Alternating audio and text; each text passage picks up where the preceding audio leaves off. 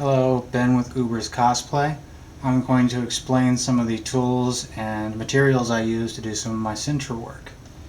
So, the question I get asked a lot is how you bond the material. So I'm going to give a little example. This is 1mm Sintra, commonly sold as extruded PVC foam. You can get this from tons of different manufacturers. It's all pretty much the same material. Now let's say this was a part you had cut out that you wanted to shape. You want to fold it. First thing you do is score your line depending on which direction you want to fold it. This would be the outside of your part.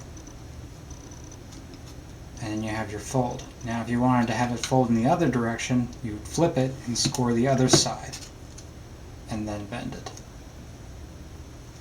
Now when you score the outside and you fold, you end up with a line, a gap in the material. I'm going to show you how you fill that. You take some glue, and the brand I use is Easy Bond Instant Glue, thick type CA super glue. You can also get it in smaller 2-ounce material.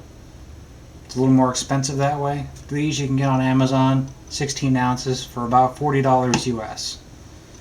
Okay? So you take the part and you take your glue,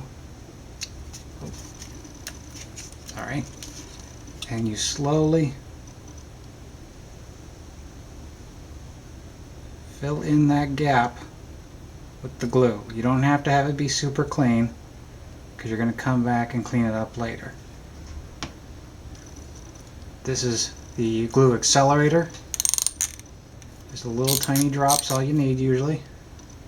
And you can see the glue turns yellow as it starts to cure.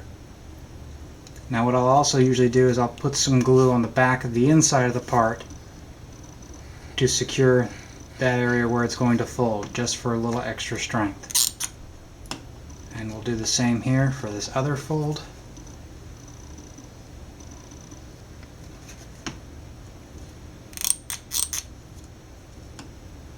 And then the part holds its shape very well. Now, the glue doesn't go on super clean, which you'll be able to see when I hit it with this marker.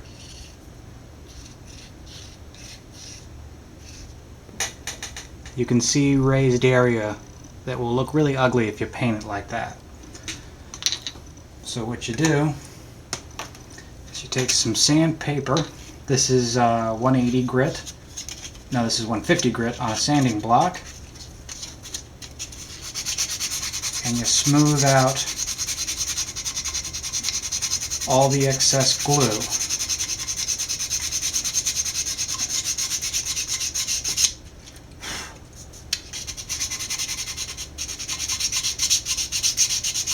Now if you're careful when you're applying the glue, it's less work for you on this stage because you don't have a lot to get rid of. And now it's a much smoother texture. Now you can see here the areas that are still black on that line from the marker. That's lower areas where there's still a bit of a pock mark. The glue didn't go in fully. So what you can do to fill in those gaps is use Tamiya brand putty. Comes in gray, white, it's all pretty much the same. The gray I find is a little bit easier to see. This is a paint spreader. You can get them at art stores. They're used for oil paints. And this will work with any kind of straight edge, but this is comfortable. You get a little bit of the putty on the end of your spreader, and you're going to push it along the line.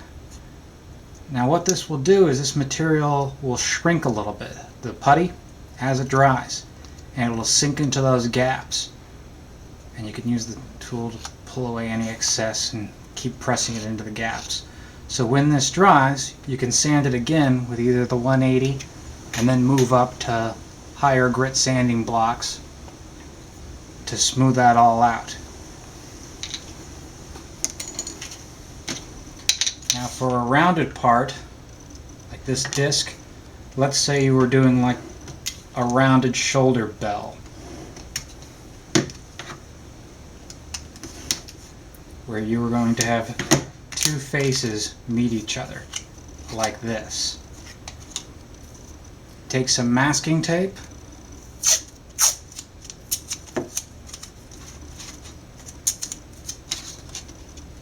and you pull the two edges together like so.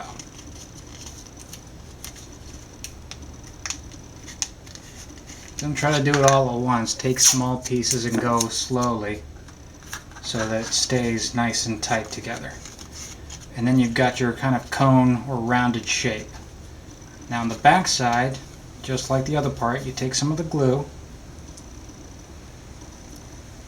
and you use a liberal amount because you're going to be sanding that outside edge to round it, so you want to give it quite a bit of glue, more than you'd probably use in the other case. A little bit of the accelerator,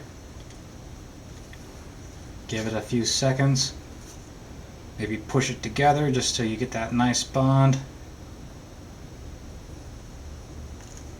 Okay, that should be enough. And now you take off the tape.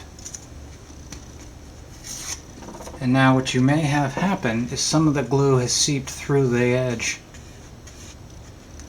and it gets kind of an ugly look. Well, you can do it just like you would the other. You take your sanding block and start to round off that part.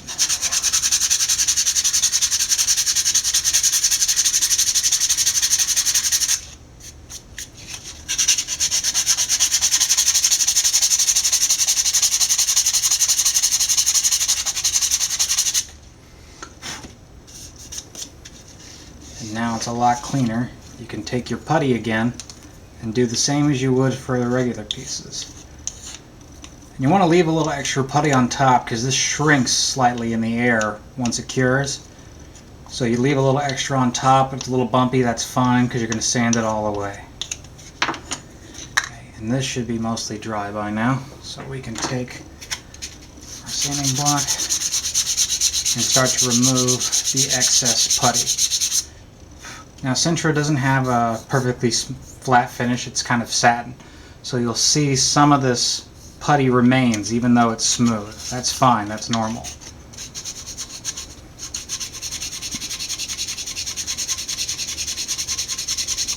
Ideally when you're done with this you would prime it with either a gray or a white primer so you'd be able to see if there was any other area you missed.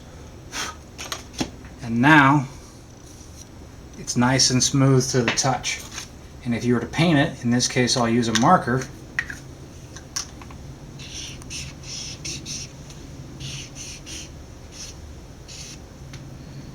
it looks very clean and uniform, like it's a single piece and it was molded that way when it was all actually done by hand. And that's it for today.